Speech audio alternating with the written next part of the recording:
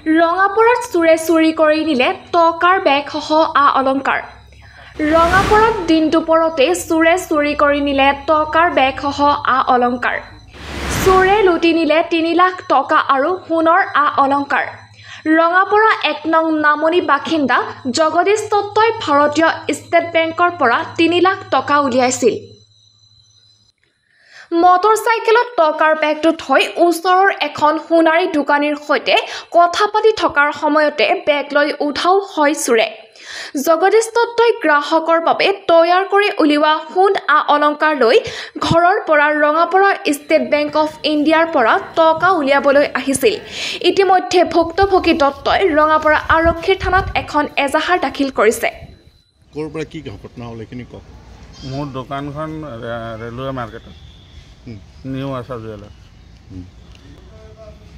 ঘৰ ১ নং নামনি গাঁও দুৰ্গা পূজা মন্দিৰৰ ওচৰত।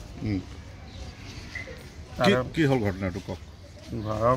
ডেইলি ঘৰৰ পৰা আহোঁ, দোকানত আহোঁ আৰু দোকানৰ পৰা ঘৰত যাওঁ। যোৱাতে দোকানত যিখিনি মাল থাকে কাষ্টমাৰৰ মাল হয়, সেইখিনি মাল মই ডেইলি ঘৰত লৈ যাওঁ, আকৌ ৰাতিপুৱা লৈ আহোঁ। যোৱাকালিও এনেকুৱাই হৈছে। ৰাতিপুৱা লৈ অহাৰ সময়ত মই ভাবিলোঁ যে বেংকত অকণমান পইচা উঠাব লাগে, মই বেংকত যাওঁ।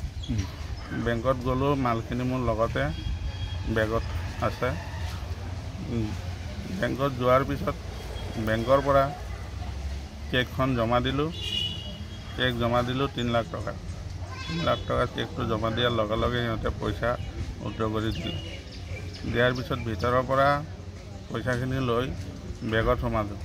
সোমাই লৈ ওলাই আহিলোঁ চিধা একদম বাইকৰ ওচৰত। বাইকৰ ওচৰত আহি বেগখন বাইকত আলাই লৈ বাইকখন ষ্টাৰ্ট দি ওলাই আহিব ধৰিছোঁ। অকণমান আহাতেই পিছপিনে ঘূৰি চাওঁ যে বাইকখনৰ পৰা মোৰ বেগখন নাই।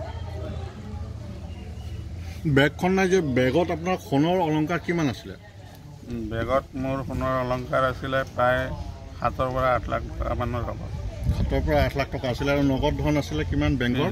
3 লাখ টকা। 3 লাখ টকা। কাৰোৰ ওপৰত কিবা সন্দেহ হয় নেকি আপোনাৰ? নহয়, সন্দেহজনকটো এনেকুৱা নাই। কোনোবাই মাৰি দিছে। এতিয়া থানাত কি এখিনি FIR গোচৰ ৰুজু কৰিছে আপুনি?